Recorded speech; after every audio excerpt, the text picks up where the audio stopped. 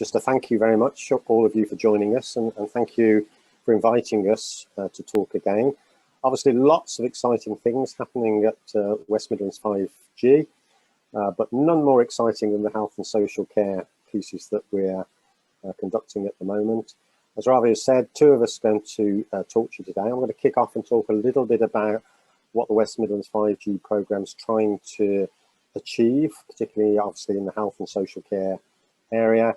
And then Sally's going to look at a couple of the projects that we're really focused on at the moment. And I know, looking at the participants here, that at least a couple of the people on the audience are involved in those projects. So that's great to see. And we can drill into some of the detail if we need it. So because Sally's in the driving seat, I'm going to say next slide, please, Sally. So for those of you, I'm sure most of you know, the West Midlands 5G programme is the largest programme that the Department for Digital Culture, Media and Sport is funding. It's a huge and successful programme already, trying, as it says, to unlock growth and deliver efficiencies.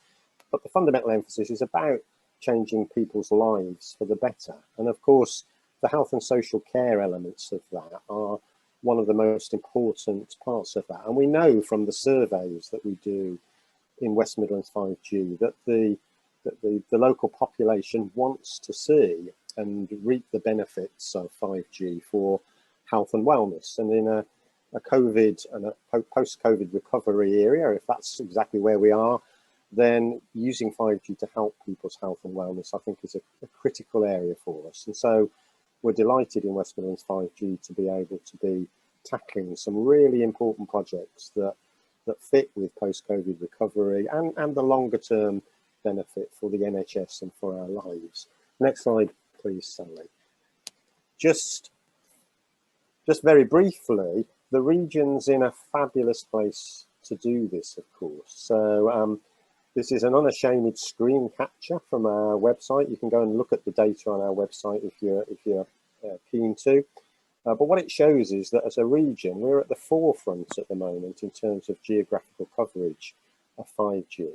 And that's enabling us to do some of the things that we want to do in care homes, to do things that we're trying to do with some of the local hospitals, particularly in the Coventry area.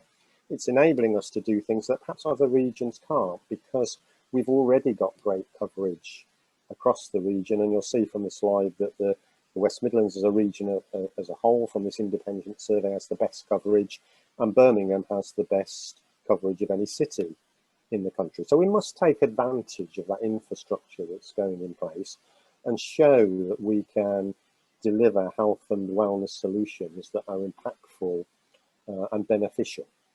So let's just focus now in on some of the health and social care elements. Next slide, please, Sally. So right from the outset, we've recognised in West Midlands 5G that the connectivity generally is the key to tackling healthcare challenges. Now that was true before COVID. If you just look at the left-hand side, even before COVID, it's been really clear to the NHS and to the health system as a whole that the resource pressures on systems are growing all the time. The levels of demand on emergency care, on ambulances, on GPs are growing all the time.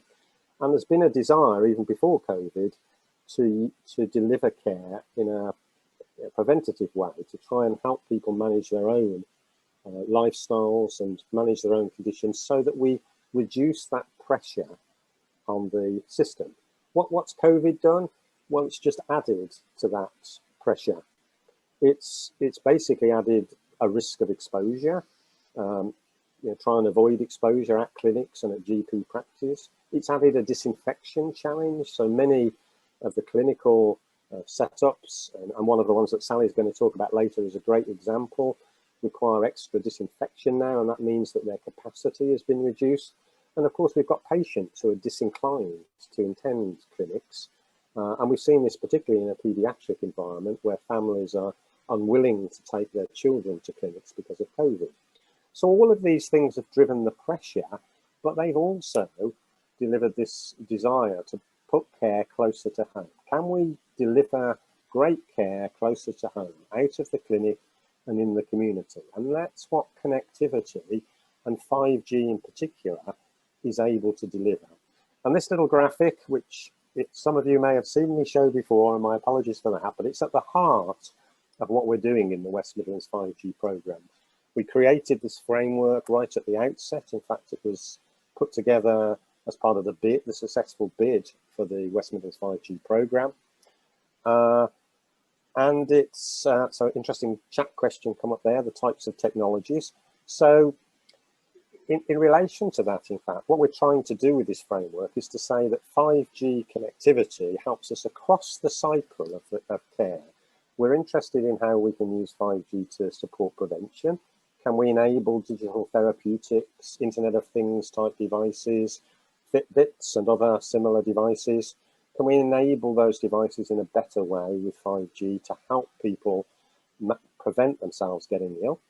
Can we use 5G to support early diagnosis? Can we put connectivity into homes and into the community that means we can carry out diagnostic tests that previously would have been done in the clinic, now in the community? And again, Sally's going to talk about one of the big examples we're doing about diagnosis in the home. Can we use 5G connectivity to support emergency response? It's probably the example that most people think of, and one that in the West Midlands we've already worked on extensively with BT, which is to enhance the connectivity of ambulances in a fundamental way, and try and make the ambulance or the response vehicle a connected hub, so that we can make see and treat at the scene more efficient. We can avoid transferring people to hospital if we can carry out a lot of the processes at the scene by giving the paramedics access to information. And can we then enhance what happens in the vehicle? I keep noticing interesting questions at the same time as I'm talking and wanting to swap between the two. My apologies. And finally, and connected to the prevention, can we use 5G connectivity to help people manage their own long-term conditions? And that's a parallel to the prevention. Can we support them in managing their COPD, their diabetes, and other conditions using 5G? So that's what we're trying to do in the West Midlands 5G programme, to look across that entire spectrum. Obviously, again, as you'll hear in a moment, we've tried to focus in on some very specific projects to hit those. And one of the questions that came up in the chat is what's happened with ambulance connectivity projects. Well, there are actually projects happening around the country at the moment. From a West Midlands perspective, we're trying to support an initiative called the phrase is the Living Lab. Lots of people are calling their initiatives Living Labs now, but we're trying to support an ambulance Living Lab project that's being led by the Satellite Applications Catapult. And that project has bought an ambulance and kitted it out and is trying to put 5G and satellite technology in an integrated way together in a seamless way, so that that ambulance is connected wherever it goes. Very quick move to the next slide, Sally. Just one of the bits of 5G that we're trying to take advantage of, and this is a Vodafone slide because Vodafone are supporting the projects that Sally's going to talk about in a moment. Anybody on the call that is an expert in 5G will probably leap in the air and say, actually, some of the detailed figures in here are a little bit out of date. But what matters are the principles here. So the things that we're trying to take advantage of in our programs are the things that we as consumers want: the high-speed communication, to try and get instant connection and to get rapid download and access to imagery. We're trying to take advantage of the increased capacity. Can we grab information from up to millions of people in an area at the same time? Again, that might be coming from their own personal medical devices that they're carrying. Can we use that capacity?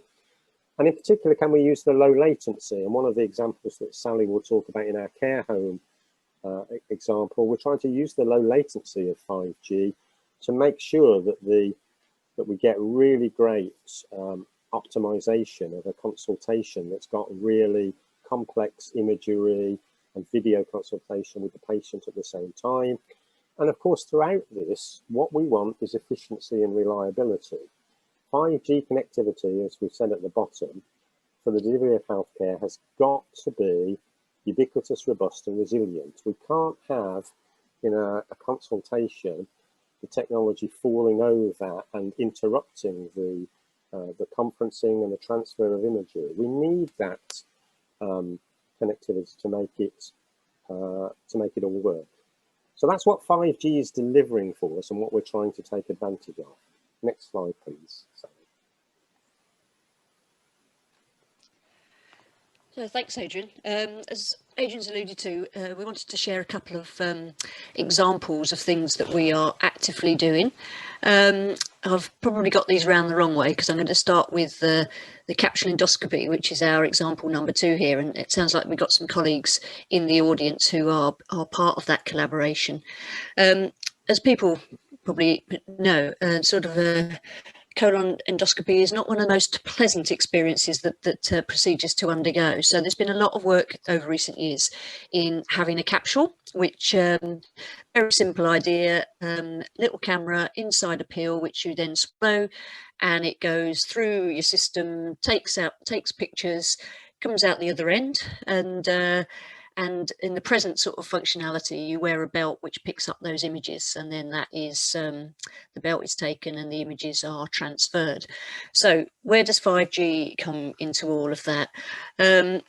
So capsule endoscopy offers a great opportunity to address some of the challenges of demand in secondary care.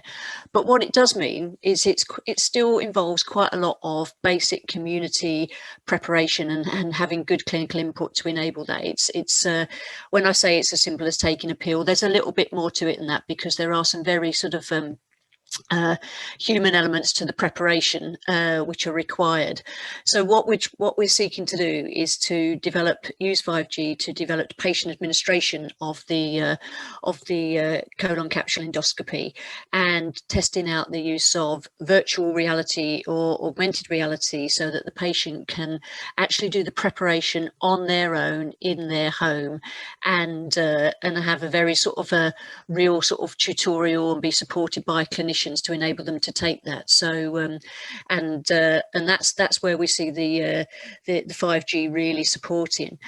But underpinning that will be the logistics that underpin the delivery of the capsule. This is really quite expensive kit that we're intending to send out to patients' homes. So 5G tracking, monitoring delivery, 5G to initiate the picking up and the sort of like rehousing of the kit, so it can be cleaned before ready to be sent out to the next individual. So early stages at the moment, but that's what we're sort of working on with partners across the West Midlands. And it links in really nicely with a piece of work that we've already done with a collaboration of colleagues based in Scotland and based across in the University of Barcelona, where they've been trying to develop the artificial intelligence to really pull out sort of high quality images, and the AI to identify sort of potential areas which need to be sort of drilled down to and sort of looked at for clinic, narrow down the clinician's sort of review. So all of those things are starting to come together, so which would really enhance the role of having a community capsule endoscopy service. So a lot of work going on that, and that's and really exciting development about really emphasising that bit about patients being able to take some control and being very much a part of their sort of self-management of the condition. So that's a sort of a really key one. The care homes is something we're already actively doing and demonstrating across the West Midlands. We've got a little project going up in Wolverhampton, about to kick off in Dudley, and I've got projects going on in Coventry at the moment. And essentially we are working with some GP surgeries and a number of care homes to put what we call a techie hub in the GP surgery and in the care home. So it enables a remote, high quality GP consultation to take place. So I'm just going to stop sharing my screen for a moment and put you onto an example of a video we've got about that. So if you'll just bear with me.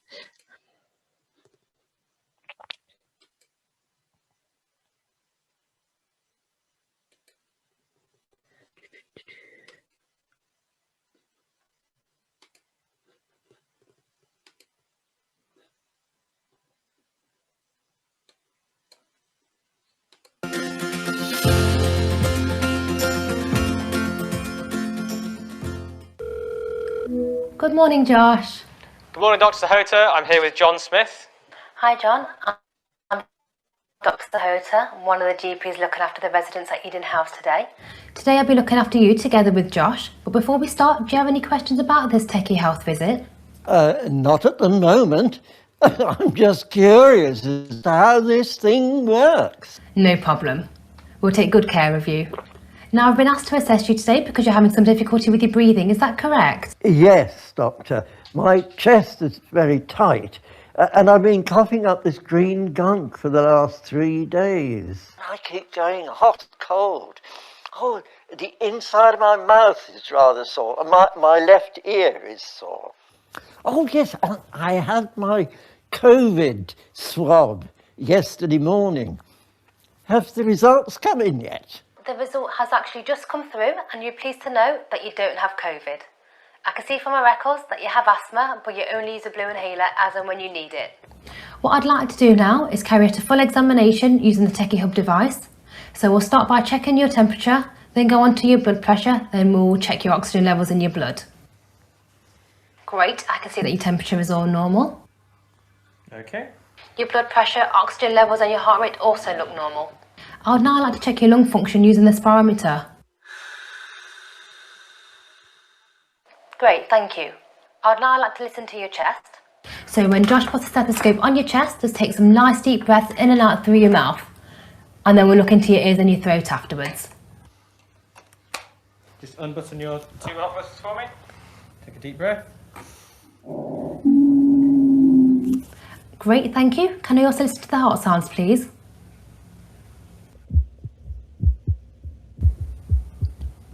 Great, thank you. Now I'd like to have a look into your throat. All right. You want to bring your mask down? Keep it open wide for me, please. And now inside your ears, if that's okay.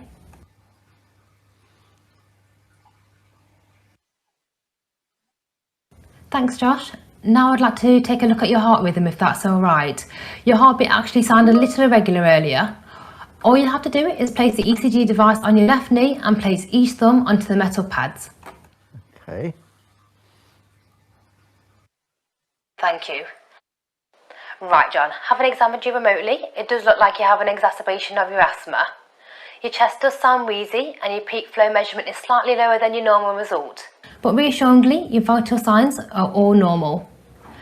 And just checking my emails, I've just got your ECG through and that also looks normal, which is great news. I'm going to prescribe you some antibiotics and some steroids for a week. It's important that you use your blue inhaler as and when you feel tightness in your chest. Do you have any other questions for me? No, not really. I'm just fascinated to see how you could examine me with this machine. It's fantastic. Well, it was nice to meet you today, John. We hope you had a great experience with the Techie Health consultation today. Take care and see you soon. Goodbye. Bye. So, hope everybody got a flavour of Techie Health in action there. So that's just one of a number of exciting projects that we're involved in. So hand you back over to Ravi.